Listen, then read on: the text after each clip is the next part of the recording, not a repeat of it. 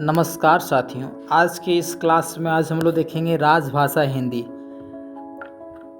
सन 1949 ईस्वी में सी राजगोपालाचारी ने भारतीय संविधान सभा में नेशनल लैंग्वेज के समांतर स्टेट लैंग्वेज शब्द का प्रयोग किया। उन्होंने एक शब्द का प्रयोग किया था जिसका जो शब्द था वो था स्टेट लैंग्वेज। संविधान सभा की कार्यवाही के हिंदी प्रारूप में स्टेट लैंग्वेज का हिंदी अनुवाद राजभाषा किया गया। अर्थात सी राजगोपालाचारी जी ने जब उन्होंने नेशनल लैंग्वेज के तौर पर स्टेट लैंग्वेज कहा तो उसको हिंदी अनुवाद करते समय लोगों जो महान नेताएं थे जिन्होंने संविधान लिखने में महत्वपूर्ण भूमिका निभाई थी, उन्होंने स्टेट लैंग्वेज को राजभाषा कहा। और इस प्रकार से राजभाषा का जो तात्पर्य है वह है संविधान द्वारा सरकारी कामकाज, प्रशासन, संसद और विधान मंडलों तथा न्यायिक कार्यकलापों के लिए स्वीकृत भाषा ही राजभाषा है। राजभाषा की विकास हेतु कौन कौन से आयोग गठित किए गए, इन आयोगों से बहुत बार प्रश्न पूछा जा चुका है। आप इन आयोगों को बढ़िया से याद रखिएगा।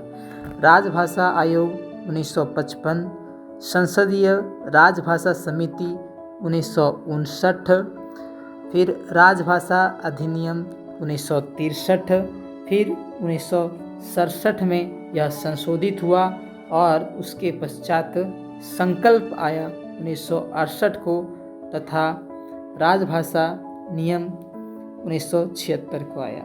अगर आप ध्यान से देखेंगे तो राजभाषा आयोग 1955 में बना, उसके 4 साल के पश्चात संसदीय राजभाषा समिति 1959 तथा फिर 4 वर्ष के पश्चात राजभाषा अधिनियम 1963 और 1963 और 4 यानी कि 1967 में यह संशोधित हुआ।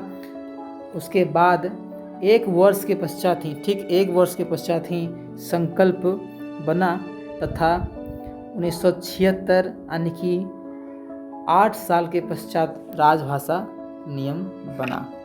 ये सभी आयोग हैं। राजभाषा आयोग की स्थापना 1955 में बाला साहेब गंगाधर खैर की अध्यक्षता में हुई। आप इनके नाम को याद रखिएगा, बाला साहेब से राजभाषा आयोग 1955। इस आयोग के अनुसार प्रमुख सुझाव क्या दिए गए? सुझाव थे हिंदी क्षेत्र के विद्यार्थियों को एक और विशेषतः दक्षिण भारत की भाषा अवश्य सीखनी चाहिए। 16 वर्ष की आयु तक प्रत्येक विद्यार्थी को हिंदी का ज्ञान करा दिया जाना चाहिए। प्रत्येक परीक्षाओं में हिंदी का एक अनिवार्य प्रश्न पत्र रखा जाना चाहिए। देवनागरी लिपि को अखिल भारतीय लिपि के रूप में विकसित किया जाना चाहिए तथा उच्च न्यायालयों में क्षेत्रीय भाषा का प्रयोग होना चाहिए। राजभाषा आयोग की सुझावों का परीक्षण करने का दायित्व संसद की राजभाषा समिति को सौंपा गया। उन्हें यह सौंपा गया कि आप देखिए जो कार्यवाही जो मुख्य सुझाव प्रस्तुत किए है ना, जो राजभाषा आयोग ने बाला साहेब के अध्यक्षता में जो सुझाव प्रस्तुत किए, क्या वो सुझाव सही है, उपयुक्त है? तो उसका देखरेख करने के लिए राजभाषा समिति का आयोग गठन हुआ। इन्होंने 1959 ईस्वी में निम्न सुझाव दिए। जब तक कर्मचारी और अधिकारी हिंदी का कार्य साधक ज्ञान प्राप्त न कर लें तब तक वे अंग्रेजी में कार्य करते रहें। इस प्रकार से किसी भी कार्य में कोई दिक्कत ना होगी। 45 वर्ष के ऊपर की उम्र वाले सरकारी कर्मचारियों को हिंदी के प्रशिक्षण से छूट दे देनी चाहिए। 1965 के बाद हिंदी प्रधान भाषा हो जाए। राजभाषा अधिनियम 1963 में अहिंदी प्रदेशों अर्थात पश्चिमी बंगाल, तमिलनाडु में हिंदी विरोधी आंदोलन होने से यह निर्णय लिया गया कि 26 जनवरी 1965 के बाद भी हिंदी के अतिरिक्त अंग्रेजी भाषा का प्रयोग यथावत चलता रहेगा। राजभाषा नियम 1976 में राजभाषा विभाग ने देश भर के केंद्रीय सरकार के कार्यालयों को 3 वर्गों में बांटा गया, क वर्ग, ख वर्ग तथा ग वर्ग। क वर्ग में वे राज्य आते हैं जिनकी पहली भाषा हिंदी है। ये राज्य हैं उत्तर प्रदेश, मध्य प्रदेश, राजस्थान, बिहार, हिमाचल प्रदेश, हरियाणा तथा दिल्ली। ख वर्ग में वे राज्य आते हैं जिनमें हिंदी समझी जाती है किंतु पहली भाषा के रूप में प्रयोग नहीं होती। ये राज्य हैं पंजाब, गुजरात, महाराष्ट्र, चंडीगढ़ और अंडमान निकोबार।